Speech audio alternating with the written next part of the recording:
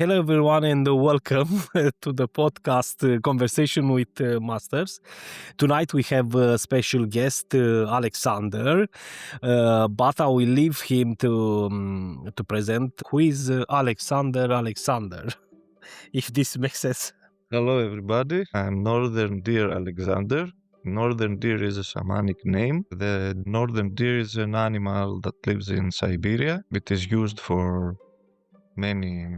It's like gray deer that you see in the snow. We have seen it. I'm a spiritual teacher, shaman, and healer, and I'm here in an invitation of Marius SUP that invited me to have a spiritual conversation. I don't know what he will ask me, but I'm open for everything. I suppose, I don't know if you want to hear my story in a fast or you will ask me something Yes, later. please tell me about your Okay. story. What do you I will like say to my story share? fast because I don't like myself to hear long stories. But I was born in Greece. I was studying to become a dentist I started when I was 19 years old to study. And I had my first awakening when I was 20 years old through a book, the first spiritual book that came to my hands accidentally in a way. Nothing is accident, but this is how it happened. A book of Carlos Castaneda about shamanism, which shocked me, woke something very deep inside of me. For the next 9 years, I was studying to become a dentist and I was reading books, meditating by myself. There was not so much spirituality in Greece in my country back then, from 90 to 99. I had to go also to the army. Anyway, I started studying in Yugoslavia in Sarajevo.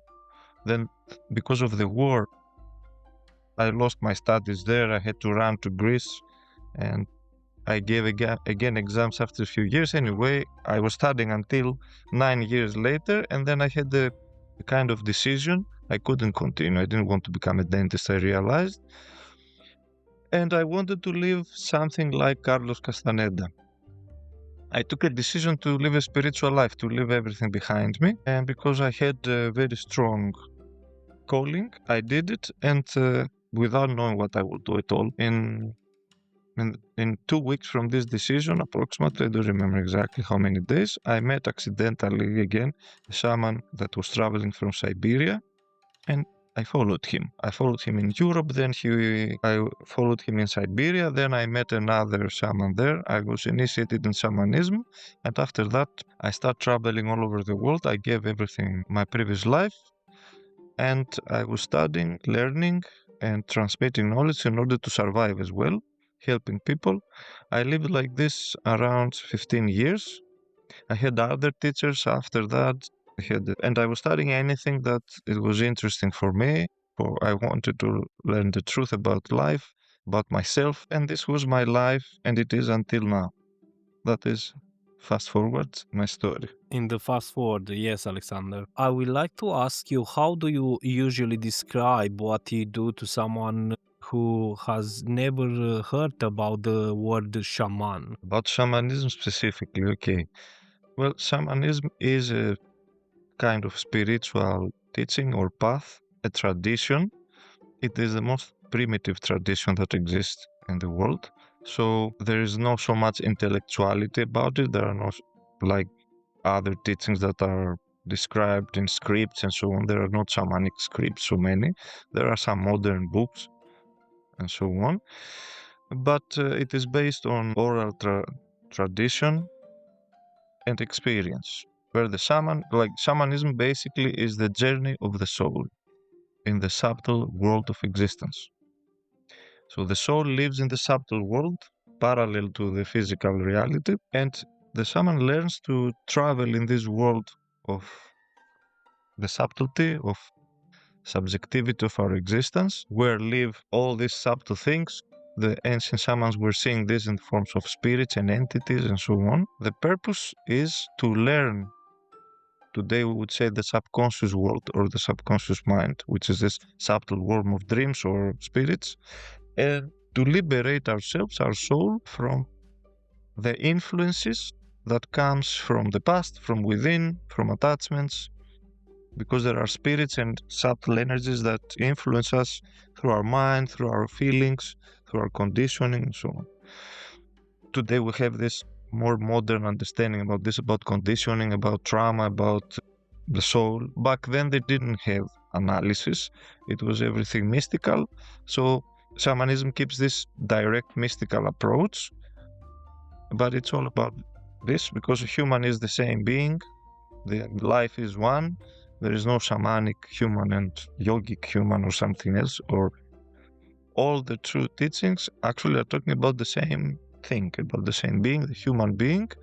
And if you understand the knowledge, you can explain from all points of view the same reality, the same experiences, the same phenomena. Mhm. So shamanism is an ancient teaching about the human and life with rituals, with understanding. There is the shamanic, the center of this teaching is the shamanic journey in the different worlds, as the shamans call them. There are different traditions also about all this. It's not one only. Yeah, it's more Yes. complex maybe than that, of course. To cover, we need maybe hours, all the Yes. details, of course. Was there a moment when you resist in your path or to give up? Like, hey, this is like too much for me now. I think I will change Of with course. another things. Yes. Yes, of course. When there were very difficult moments, when a human enters in a very difficult moment, all his weaknesses come out. Self-doubt, you are not sure what you are doing, you lose your security, your confidence.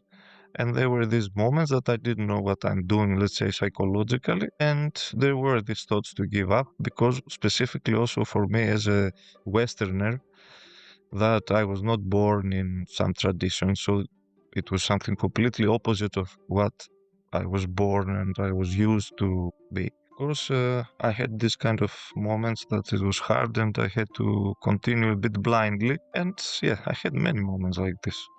Yeah, because like I understand, you are from Greece, and Greece it's Yeah, like from Greece. Romania. They have this Orthodox, maybe very, Hmm. very, yeah. So it's like difficult to, The religion, you mean? yeah, the religion.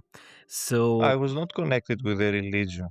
It was not about this, but I was to become a dentist. I was like a logical person. My rational. mind was working rationally, very strong, which is good, but it has to connect with the more subtle.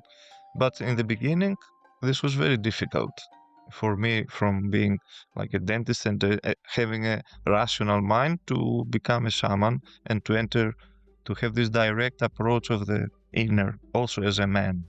That the men that don't have so evolved the emotional part to feel things Yeah, yeah, internally and so on. yeah, it's true. The men, we work little bit different than Rationally more, yeah, than yes. humans, of course. Yeah, very interesting, very deep, beautiful insights, I can tell you. Many Thank you. tradition speak about initiation. How would you Mhm. describe the moment when you realize something had already started, Yes, there are traditional initiations, and there are initiations that happen like all the time. Initiation is a moment when you really, let's say, you want to be initiated in something. Everything that you want to do has some secret, some essence.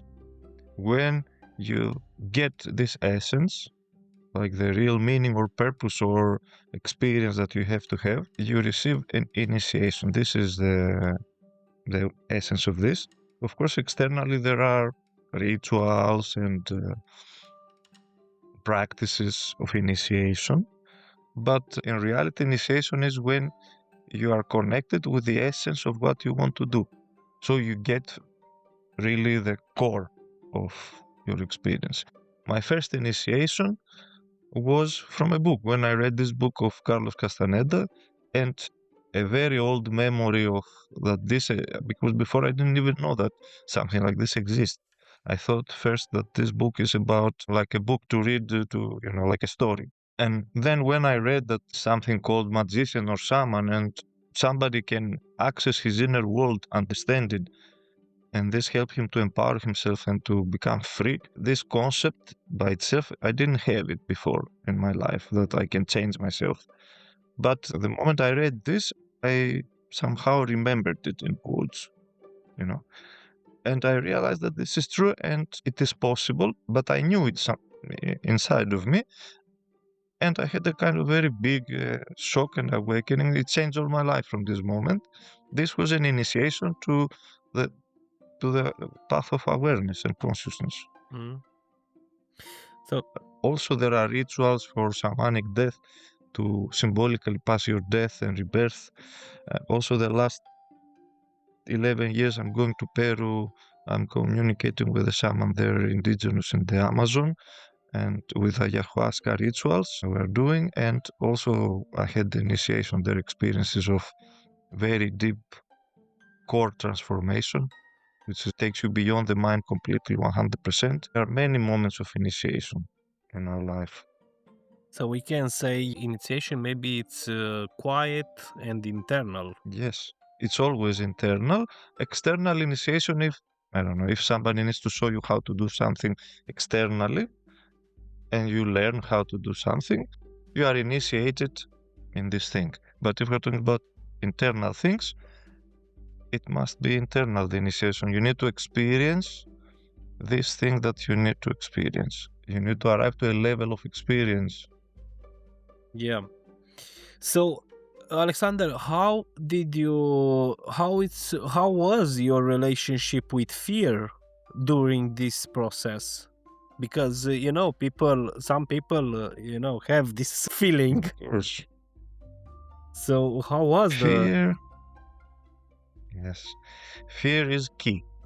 To tell you the truth, if somebody wants to evolve spiritually, internally, to evolve his soul, himself, not externally, but internally, his qualities, in order to grow, you need to pass through some thresholds. Symbolically, I will talk a little bit. It's like how you play a computer game, there are levels. You need to go from one level to another. And let's say in each level, there is this boss, right? yeah A bit the symbolical, I'm talking, don't take it very literally. There's nobody really a boss. But this boss is always connected with fear. Always the fear is the root of what may stop you or what you have to transcend. Because when you go beyond, you need to understand the mind, our rational mind, and our ego was created to protect us when we were born as a little being, not knowing anything, from being hurt, from traumas, from difficult experiences that we had. And in order to evolve, this has to be healed and transcended. So you have to transcend your own security system consciously to go in a danger place where you give up your defenses. So you will be scared, very scared. From time to time, you will be utterly scared. in the unknown. Yes, when you go to the unknown, you become beyond scared. It's like Yeah. devastated. Yeah, I can understand you. So have you what did you have to lose in order to continue this path? Very good question. I don't want to scare the people who will listen to this podcast, but eventually you have to lose everything that you are attached with. The more you want to grow, something you have to let go of. Because evolution internal is not like adding something in the person that you are. It's like letting go of something that you are to reveal something deeper and more present and more conscious or awakened. Always you need first to give something or parallel in the same time, something that you identify with. So, yes, in the beginning, as I told you, I gave externally what I was becoming, like a dentist. When I start traveling, I gave my friends, my family. For a few years, I didn't go back to Greece. And gradually, yes, the more you realize that something is holding you back or in the same position, because you cannot go, like, in order to go forward, you need to sacrifice where you are now. You understand? You cannot be here the same and different. So, what you are now, In order to become different and better, of course, what you are now a part of it has to be let go.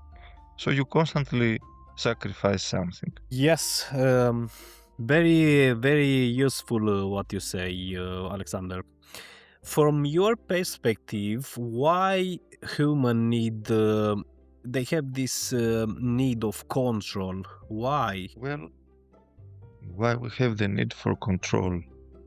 Very good question. I never thought it in this sense before. I mean, control in the sense of stability, it is part of existence, I think.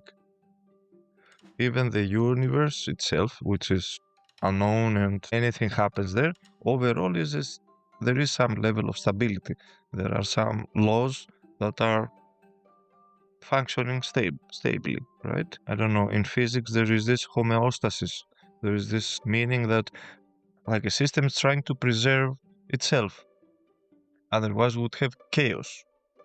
Even if somebody will enter fully in the unknown and will accept fully the unknown, and even an enlightened person who has died and come back fully, there is something stable in him, something that it is in control.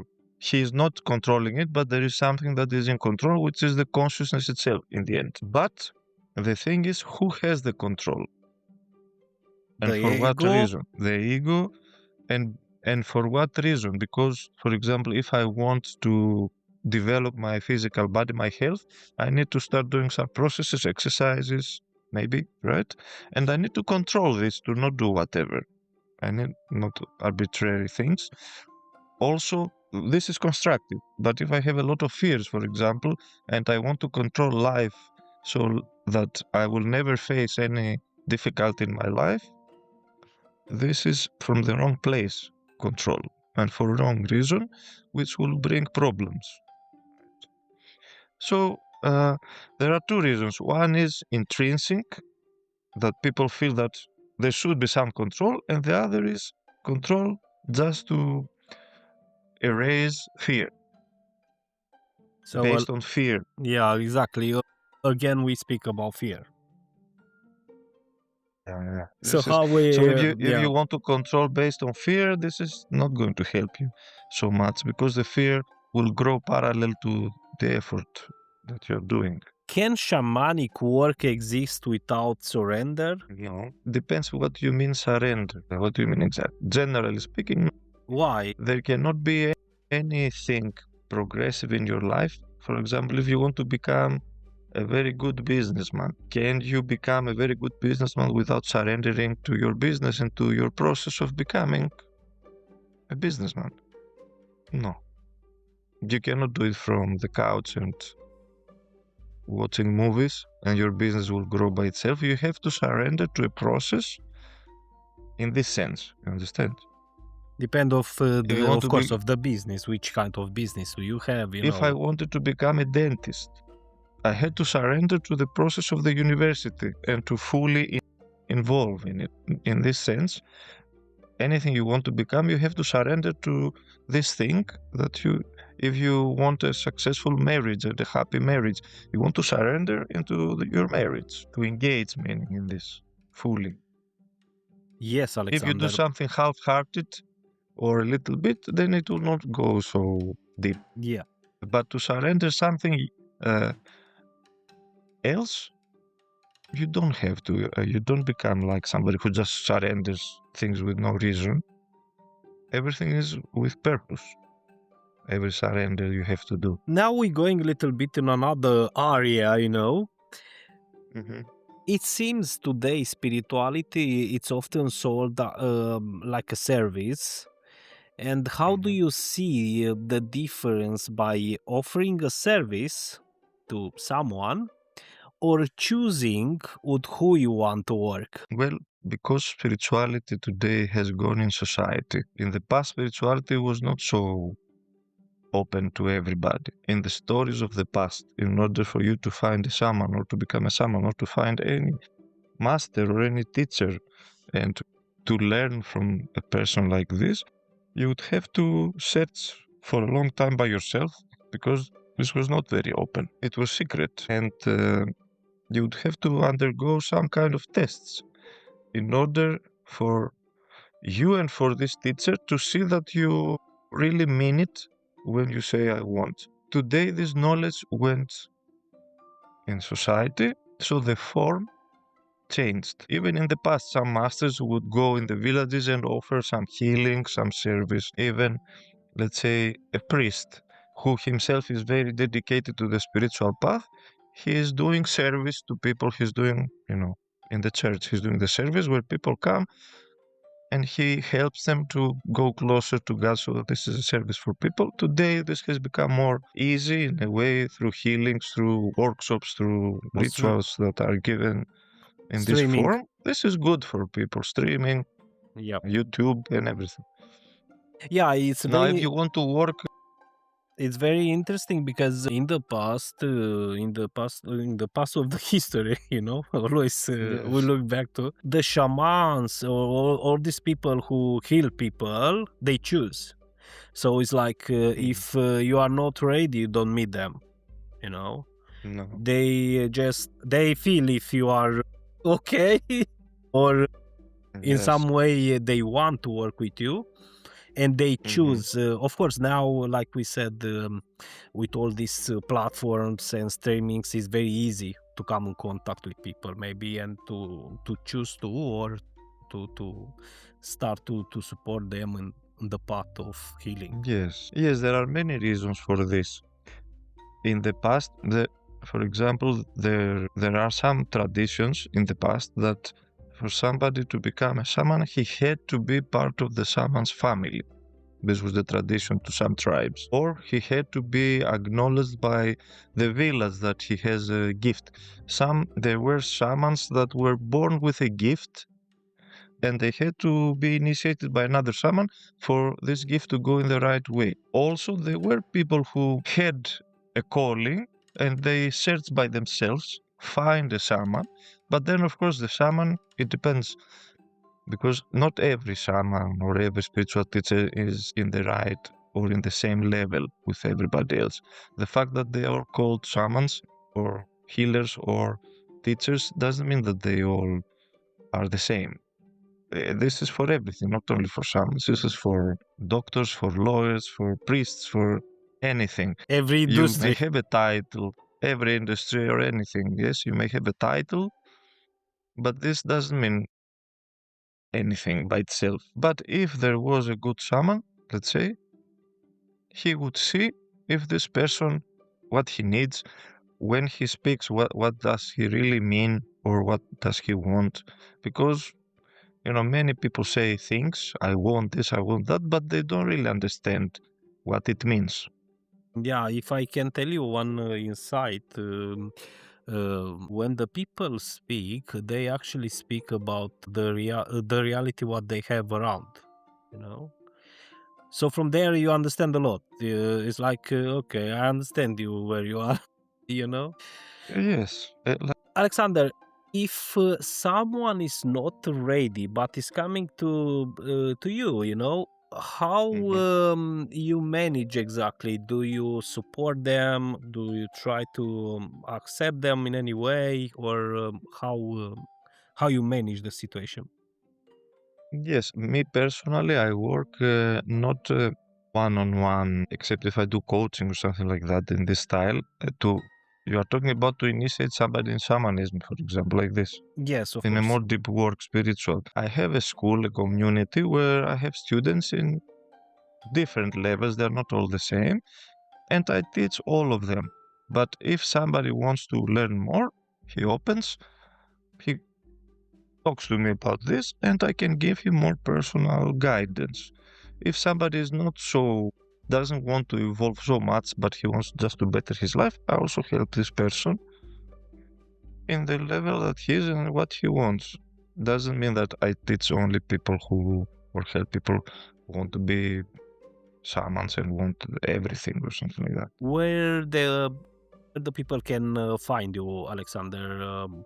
Where it's more easy for you to contact you and come in contact with you, of course? More easy is through social media like Facebook. I have a website there also they can write me. Yeah, social media, email, Facebook, WhatsApp.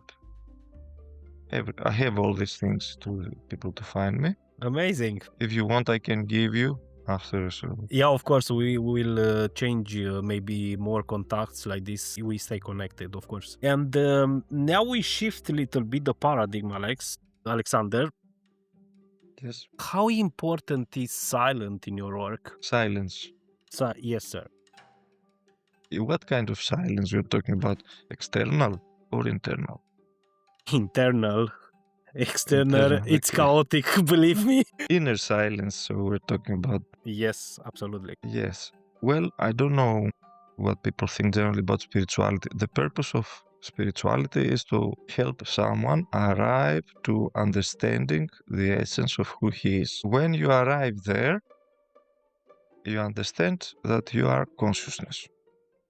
Consciousness by itself is silent because consciousness, in a way, it is metaphorically, it is like the space in the universe, the empty space. Everything that we know in the universe exists inside the empty space. You can take the planets and all the things of the universe, but you cannot take the space. The space exists before, right? You cannot keep the planets and take the space. You can take the planet from the space, but the space you cannot take it. So the space itself is silent. You may have inside the space a planet with a lot of fuzz.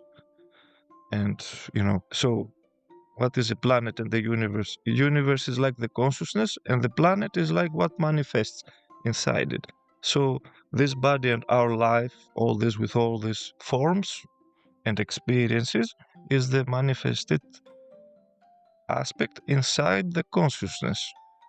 The consciousness, because it has exactly the same qualities of the empty space. You cannot touch it, smell it, see it, find it, hear it. It's like doesn't exist.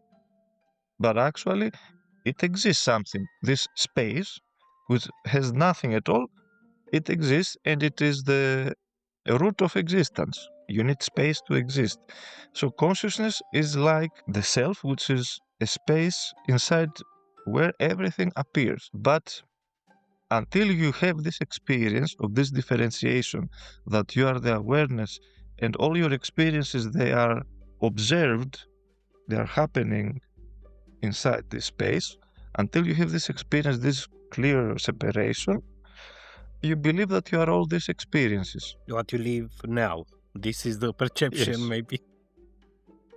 Yes, exactly. Yes. So silence is a kind of way or method that masters who were aware of awareness itself, they were trying through the silence to show something of the nature of the highest nature of a human. Is not physical silence, is another kind of silence, is the ability to, it cannot be explained really with words. Whatever you will say about consciousness is not consciousness, it is an aspect of consciousness.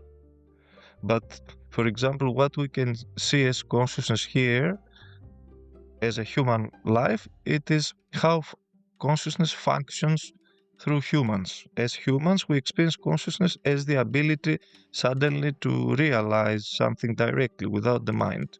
And we have this moment of, now I understand something out of the blue, like this. Like always, the real understanding comes like this out of the blue, like from nowhere, right?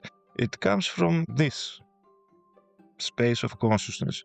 But consciousness itself is like nothing. In the world of form, it has no form. Also, this is what Buddha said, that there is nothingness. Like I arrived to nothingness when he said about his self-realization. And this nothingness that is taught in Buddhism and so on, is this, that consciousness itself is like nothing. In the world of form is nothing. It doesn't belong here. So there is nothing to describe it. Like the empty space in the universe is nothing, practically, right? Even if you say, but no, inside it there are energy and vibrations. Yes, inside it there are many things, energies, vibrations, but this empty space itself, the space, you cannot define it. You can define space between two things. You can say the space between these two things, but if you have nothing at all inside the space, there is no beginning or an end of the space. It's just infinite by its definition. It's very weird and real in the same In the time. same time, yeah, exactly that I want Yes. to complete, it's weird, but many listeners, of course, maybe they have this question about the money exchange integrity, right? Especially in Mhm, this area of spirituality, like we said, we offer or people offer a service, and they mhm, must mhm, charge. mhm, mhm. Can someone walk in a spiritual path without charging or without being paid? What do you think If about it? there could be spiritual evolution without money? Yes and no. Yes, it could. It could. But practically, as this world exists now, because everything works with money, for example, if I don't charge it for what I'm doing, I will just die soon from hunger.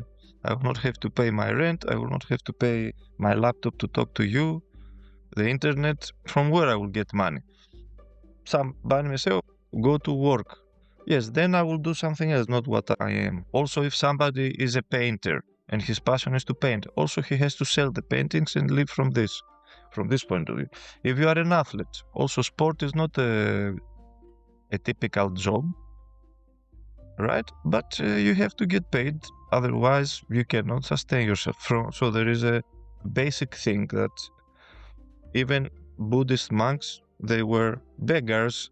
They were not working, but they were asking food and shelter in order to exchange with some services. You can also argue why you need to ask them to give you food. Go work and feed yourself. Why you ask? You beg. But how else to exist? The church asks money. Everybody asks money because money is the currency through which we live. This is one.